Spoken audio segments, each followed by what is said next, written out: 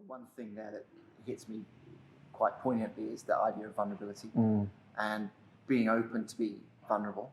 And it goes back to something you said earlier on about self-awareness. You know, the ability to be vulnerable, you have to, as an individual within that team, build your competency or your self-awareness around that. So I think I agree. And I think, you know, there's almost another piece if you look outside. Let's say you've got a leader of a project team in a business.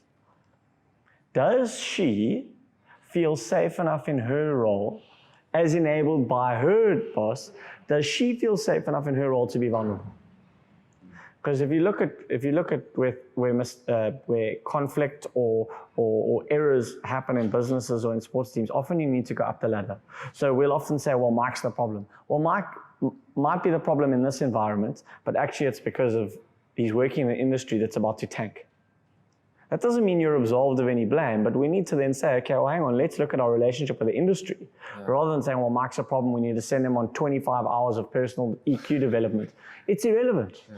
You can have all the EQ in the world. There's something wrong at a higher level. So I'll use a sporting analogy. When the CEO of the sports organization create a safe space, the head coach then feels more secure.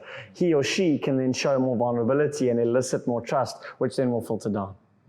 So it's very difficult for you as a leader to create an environment of trust in your team if the macro environment doesn't allow for that.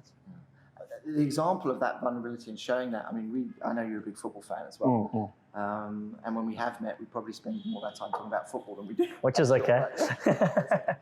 Let's take the example of what's happened at Manchester United recently. Yeah. You know, and the massive change in culture that's come about because Ole Gunnar Solskjaer has taken over from Mourinho. If I look at Jose Mourinho, one thing that never came across for me was this idea of him being vulnerable.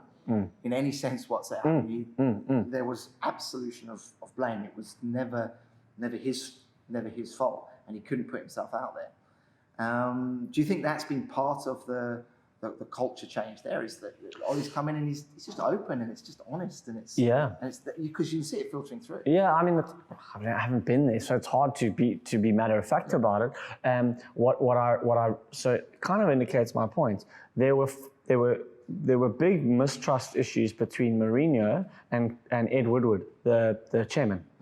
So him and his boss, there was trust issues. So that filtered down because then he behaved in a way which was, I'm going to build my own lager, you know, screw them, etc., filters down to the team. Suddenly a new guy comes in, Solskjaer, he's the darling, he was an ex-Man United player, he's the darling there.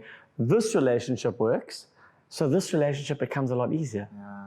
Do you know what I mean? So always try and look broad. Try open the eyes up, away from just the individual. Look at what we taught.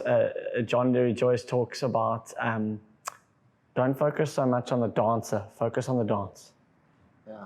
You know what I mean? The focus on the player. Don't change the player. Look at the relationship. Look at the relationship between people. Look at the environment, the stuff that's happening.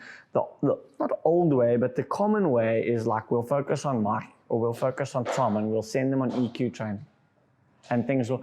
What about if we just sat down with Mike and Tom and we said, hang on, let's look at what is your relationship's purpose?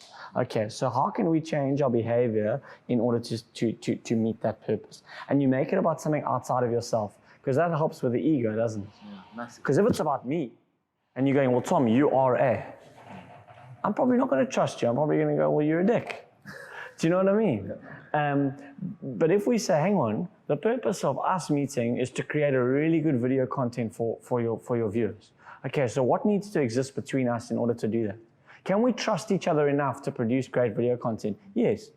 Do we have to trust each other enough to live in the same house? No. So that's fine. But we need a level of trust to create good video content. All comes back to that purpose. Purpose, okay, cool. Then what happens between us and how can we work in that space? Takes it away from being a personal attack on people. Tom.